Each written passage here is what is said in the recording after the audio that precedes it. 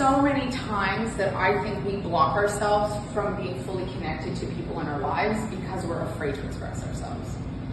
And we feel that people don't know who we really are, and that we're walking around sometimes with certain masks on or behaving in a certain way. I don't think our group of people particularly necessarily do this, but of course different environments, we show up differently.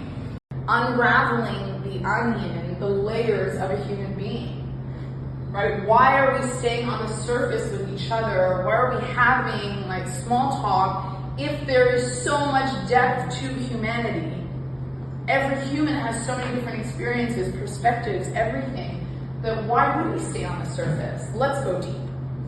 With this being said, I think oftentimes we're afraid to go deep, one, because of what we talked about yesterday, vulnerability, but there's also certain subjects.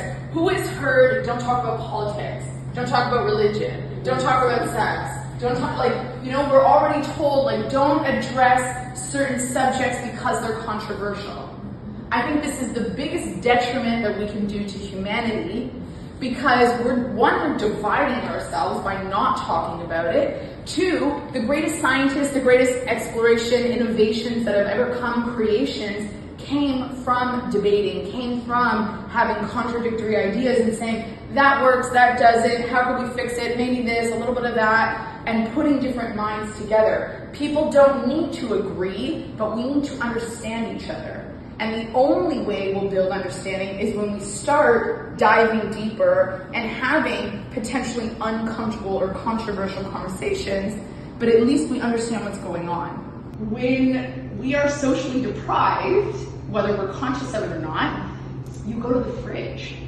How many people binge on food because their body is saying to them, I actually want that feel-good chemical that makes me feel great, I want the dopamine, so let me go to my fridge instead of calling up a friend. Or let me go to the fridge instead of actually making love like maybe I want to, right? So this is what's happening unconsciously for most of us. The opposite is said when we fall in love. So when we're actually experiencing that deep love, you'll notice sometimes you forget to eat. Or the opposite, when you do eat, it feels so much more tasteful, rich, like such an invigorating food experience. So our bodies... Your husband. Yeah? Even bad food of your husband. Exactly. Yes. If you really love a man, yes. I planted a seed. Like I said, I don't remember what I said to him, but obviously what I said was enough for him to literally not take his life that night. That was huge for me. It was a huge lesson. So we don't know what we're saying can literally change the life of a human being. And like I said, I didn't get that message until 4 years later. That's when he sent it to me and I was like, wow. Oof. And it still moves me to this day.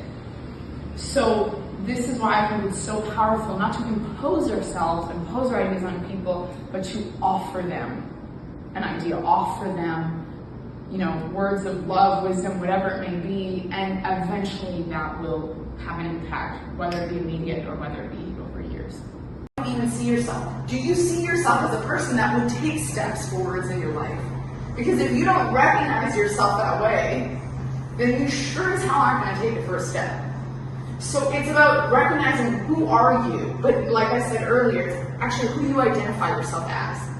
And what's important to recognize here is that maybe you don't recognize yourself as someone that would take a first step. If you've got a problem with a partner, and you see things that are coming through in the relationship, and you're like, maybe red flag, or I'm not liking that, I always say, that's amazing.